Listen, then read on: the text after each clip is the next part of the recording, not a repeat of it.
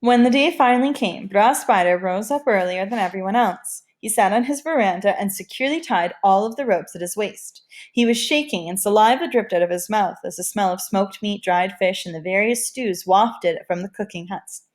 Unluckily for Bras Spider, all the feast started at the same time, and the chiefs ordered the ropes to be pulled.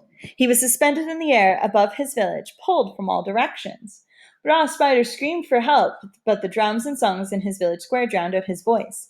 He could see people gathering around plates of food and licking their hands at the end of the meal. Children walked across the village on their way to the river, munching on pieces of stewed chicken, goat, and deer meat. Each time Bras Spider tried to loosen the ropes, the villagers pulled harder, as they thought it was a signal that he was ready to visit their feast. At the end of the celebration in Bras Spider's village, a boy saw him and called on the elders. They cut the ropes and brought the Bras Spider down. In a barely audible voice, he demanded some food, but there was nothing left. The feasts had ended everywhere. Bras Spider remained hungry, and because he was pulled so tight for so long, this explains why spiders have a thin waistline.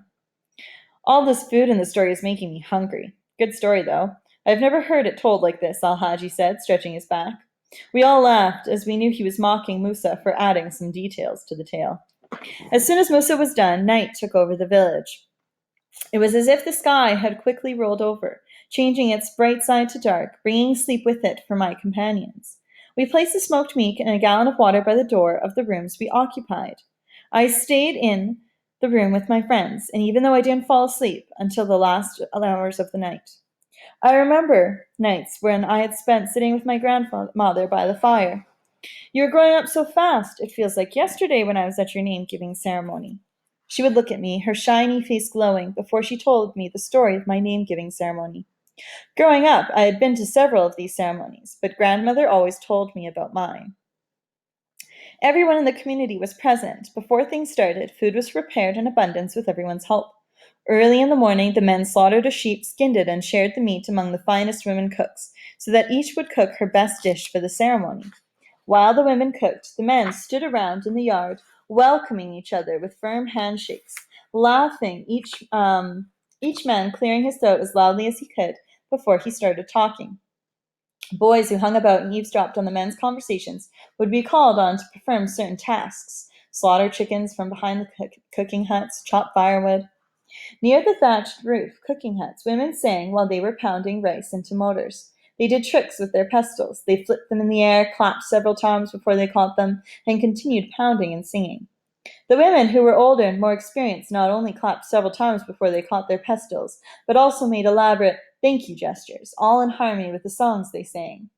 Inside the huts, girls sat on the ground fanning red charcoals with a bamboo fan or an old plate, or simply by blowing to start the fire under the big pots. By 9 o'clock in the morning, the food was ready. Everyone dressed up in his or her finest clothing.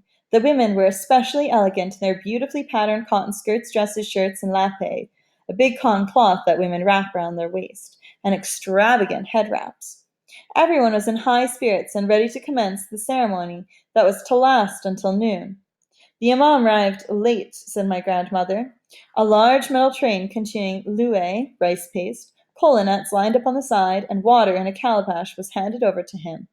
And after settling himself on a stool in the middle of the yard and rolling up the sleeves of his white gown, he mixed the rice paste, the lewe, and separated it into several carefully molded portions, each topped with a kola nut. The Imam then proceeded to read several surahs, songs from the Quran. After the prayer, he sprinkled on some water on the ground to invite the spirits of the ancestors. The Imam waved to my mother, motioned her to bring me to him. It was my first time outside in the open. My mother knelt before the Imam and presented me to him. He wrapped some of the water from the calabash on my forehead and recited more prayers, followed by the proclamation of my name. "Ishmael he shall be called," he said, and everyone clapped. Women started singing and dancing. My mother passed me to my father, who raised me high above the crowd before passing me around to be held by everyone present. I had become a member of the community and was now owned and cared for by all. The food was brought out on humongous plates. The elders started the feast first, all eating from one plate. The men did the same, then the boys, before the women and girls had their share. Singing and dancing followed the feast. While the jubilation was going on, I was placed in the hands and care of older women, who couldn't dance much anymore. They held me, smiled at me, and called me little husband. They started telling me stories about the community. Whenever I gave them a smile, they remarked, "He loves stories." Well, you came to the right place. I smiled a bit, as I could visualize my grandmother's happy face at the end of this story. Some of my traveling companions were snoring as the late night breeze caused my eyes to become heavy. When we woke the next morning, all the smoked meat was gone.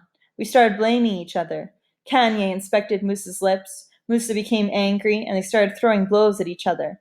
I was about to part them when Saidu pointed to the tattered bag at the end of the veranda. "This is the bag, right?" he said, pointing to its chewed edges. "This was not done by any of us. See, the bag is still tied." He showed it to us. "Something else ate the meat, and whatever ate this meat is still around somewhere." He picked up a stick and began walking toward the bushes. "You see, it wasn't me." Musa pushed Kenny out of the way as he joined Sadu. "It was some kind of animal," Mariba said, inspecting the prints of the creature's feet had left on the ground. Some of us looked around the village while others followed the tracks of the creature down the path to the river. We were about to give up looking when Saidu shouted from behind the storage house in the village, "I think I found the thief, and he's angry." We ran to see what it was. It was a dog munching on the last bit of smoked meat. Upon seeing us, it began barking and guarding the meat with its hind legs. "You bad dog, that was ours," Al-Haji said, and he took the stick from Saidu and started chasing the animal. The dog still held on to the last bead of meat as it disappeared among the bushes. With a shake of the head, Saidu picked up the gallon of water and started walking, heading down the path. We all followed him, Al-Haji still holding the stick. That afternoon, we began ravaging the bushes for whatever fruit looked edible. We didn't converse much as we walked. In the evening, we stopped to rest along the path. "I should have killed that dog," Al-Haji said slowly as he rolled on his back. "Why?" I asked. "Yes, why? What good would it have done?" Moriba sat up. "I just wanted to kill it because it ate the only food we had," Al-Haji angrily replied. "It would have made good meat," Musa said. "I don't think so. Plus, it would have been difficult to prepare it anyway." I turned to Musa, who was lying on his back next to me. "You guys disgust me thinking about something like that," Juma spat. "Well," Musa stood up. He's going to tell another story," Al-Haji sighed. Musa turned to Al-Haji. "Yes, well, not really a story." He paused and then continued. "My father used to work for these Malaysians, and he told me that they ate dogs. So if Al-Haji had killed that dog, I would have loved to try some. So when I see my father again, I can tell him how it tasted. And he will not be angry with me because I had a good excuse for eating dog meat," Musa concluded. We all became quiet, thinking about our own families.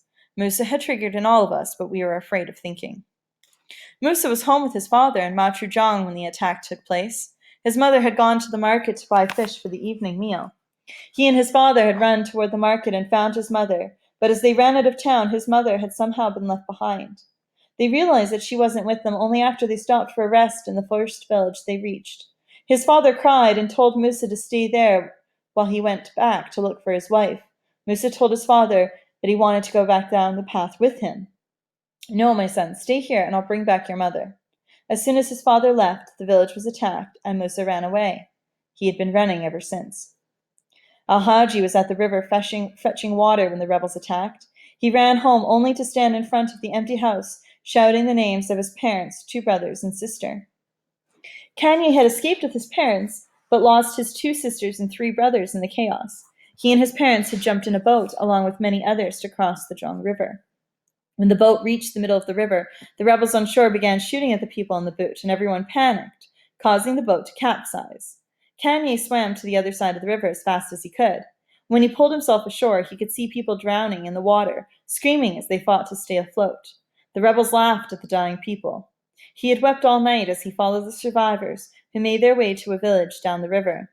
There, people had told Kanye that his parents had passed through. The hope of finding his family had kept Kanye moving over the months. Juma and Mariba lived next to each other. RPGs had destroyed their house during the attack. They ran towards the wharf to find their parents who were traitors, but their parents were nowhere to be found. They ran into the forest where their families had hidden earlier, but they weren't there either. Saidu's family was unable to leave town during the attack, along with his parents and 3 sisters who were 19, 17, and 15. He hid under the bed during the night. In the morning, the rebels broke into the house and found his parents and 3 sisters. Saidu had climbed to the attic to bring the remaining rice for their journey when the rebels stormed in.